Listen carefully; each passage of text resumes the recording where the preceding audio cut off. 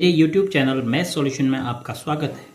यदि आपने अभी तक चैनल को सब्सक्राइब नहीं किया है तो प्लीज़ चैनल को सब्सक्राइब कर बेल आइकन का बटन जरूर प्रेस कर लें, जिससे कि गणित के किसी भी प्रश्न पर बनने वाली वीडियो अपलोड होते ही नोटिफिकेशन के द्वारा आप तक शीघ्र पहुँच जाए।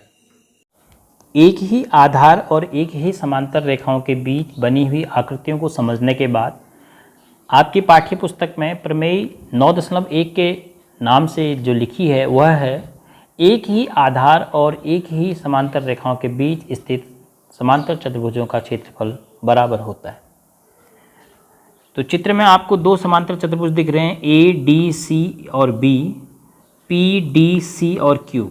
ये दोनों समांतर चतुर्भुज आधार डी सी पर बने हुए हैं और एक ही समांतर रेखाओं अर्थात इस समांतर रेखाओं के युग्म के बीच स्थित हैं।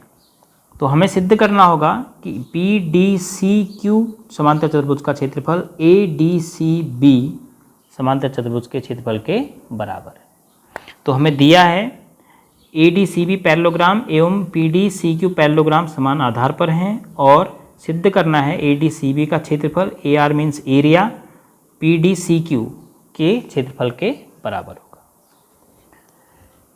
अगर इन दोनों चतुर्भुजों को आप देख रहे हैं, समांतर चतुर्भुज हैं ये दोनों, तो उसमें से जो कॉमन चीज़ है जो दोनों में शामिल है उसको मैं सेट करता हूँ तो ये चीज़ आपको दोनों में मिलती है। देखो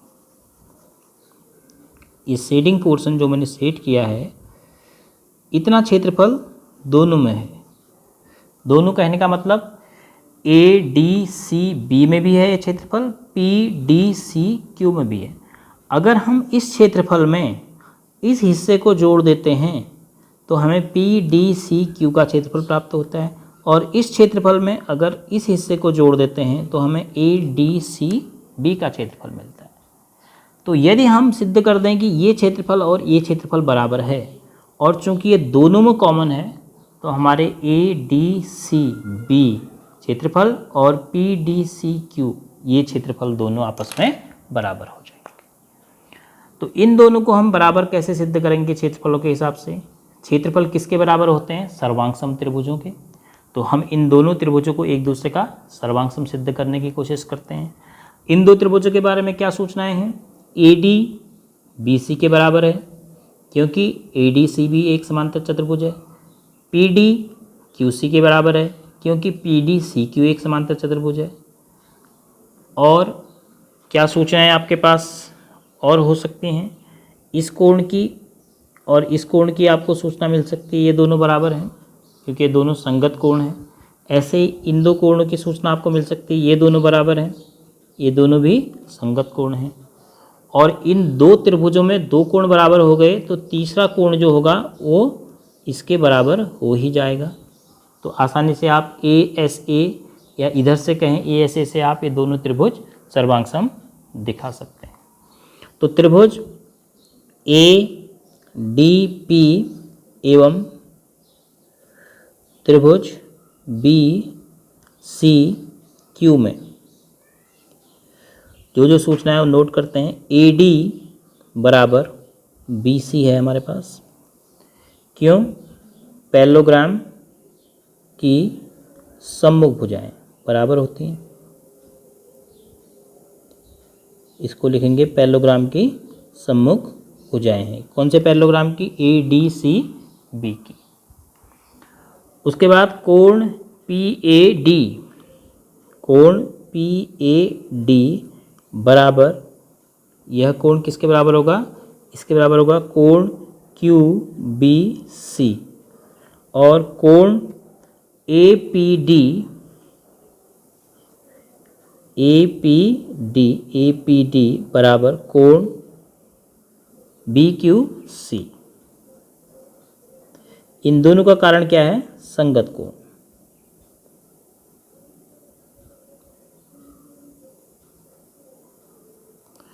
यह कोण इसका संगत है, यह कोण इसका संगत है जब पी डी और क्यू सी समांतर हैं, और यह कोण इसका संगत है जब बी सी और ए डी समांतर है।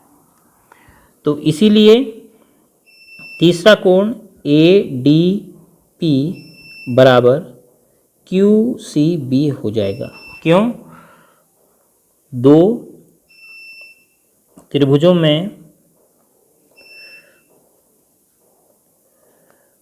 दो कोण बराबर होने पर, दो त्रिभुजों में दो कोण बराबर होने पर तीसरा कोण स्वयं बराबर हो जाएगा।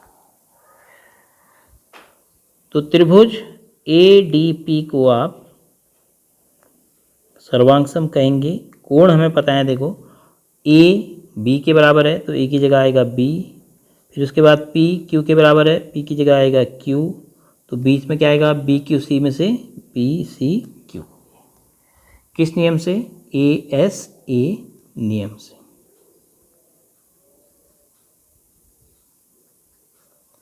तो अतः इसका मतलब क्या हो गया, area of triangle ADP is equal to area of triangle BCQ होगा। क्यों? क्योंकि सर्वांग सम त्रिभुज हैं, एक दूसरे को पूरी तरह ढक देते हैं तो उनके क्षेत्रफल तो बराबर होंगे ही। अब हम ADCB का एरिया निकालते हैं। Area parallelogram ADCB is equal to area चतुर्भुज किसका एरिया, DCBP धन DCBP में APD जोड़ देंगे, एरिया ऑफ ट्राइंगल ADP।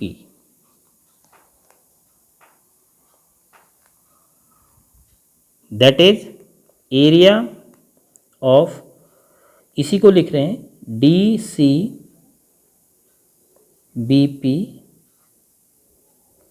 धन, अब एरिया ऑफ ADP की जगह हम क्या लिख देंगे, एरिया ऑफ ट्राइंगल BCQ, क्योंकि ADP का एरिया BCQ के बराबर है।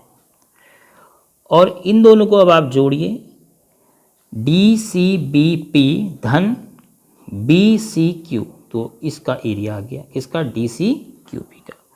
तो area of parallelogram DCQP, PDCQ या DCQP एक ही बात है। तो हमें यही सिद्ध करना था कि इन दो समांतर चतुर्भुजों के क्षेत्रफल आपस में बराबर हैं। ये कैसे समांतर चतुर्भुज हैं? तो समान आधार और एक ही समांतर रेखाओं के बीच। अब यदि हमारे पास एक ही आधार पर एक ही समांतर रेखाओं के बीच एक समांतर चतुर्भुज हो और दूसरा त्रिभुज हो, तो उन दोनों के क्षेत्रफलों का क्या संबंध होगा? तो देखिए, अगर हम त्रिभुज ABC का क्षेत्रफल निकालना चाहें, त्रिभुज ABC का क्षेत्रफल, तो हम क्या करेंगे? सूत्र जो हमारे पास होता है त्रिभुज ABC के क्षेत्रफल का, 1/2 गुणा आधार और गुणा उस आधार के संगत ऊंचाई, आधार के संगत ऊंचाई, तो बराबर 1/2 गुणा आधार क्या है, AB, और इसके संगत ऊंचाई, तो AB के संगत ऊंचाई हम यहाँ से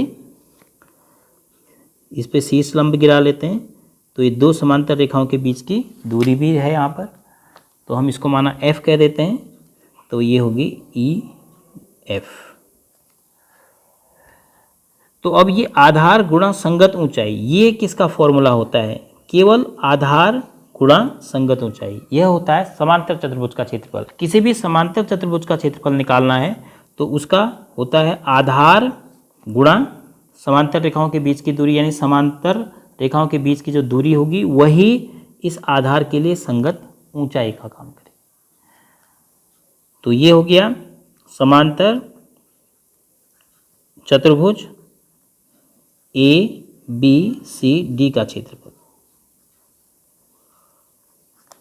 तो क्या हमारे पास रिश्ता आया? त्रिभुज का क्षेत्रफल समांतर चतुर्भुज के क्षेत्रफल का आधा होगा यदि दोनों समान आधार पर होंगे और एक ही समांतर रेखाओं के बीच स्थित होंगे।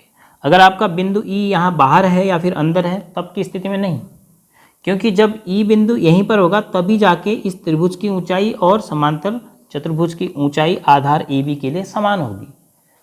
तो आधार गुणा ऊंचाई का आधा होता है त्रिभुज का क्षेत्रफल और आधार गुणा ऊंचाई पूरा का पूरा होता है समांतर चतुर्भुज का क्षेत्रफल। तो हम कह सकते हैं कि त्रिभुज एबीसी का क्षेत्रफल समांतर चतुर्भुज के क्षेत्रफल का आधा होगा। कंडीशन क्या होगी कि दोनों चीज़ें समांतर चतुर्भुज और त्रिभुज समान आधार पर होने चाहिए और एक ही समांतर रेखाओं के बीच में होने चाहिए। तो इसको भी आप याद कर लीजिए, क्योंकि इसका भी आपको प्रश्नों में हल करने में उपयोग करना होगा कि समान आधार और एक ही समांतर रेखाओं के बीच बने त्रिभुज और समांतर चतुर्भुज के क्षेत्रफल का क्या रिश्ता होता है।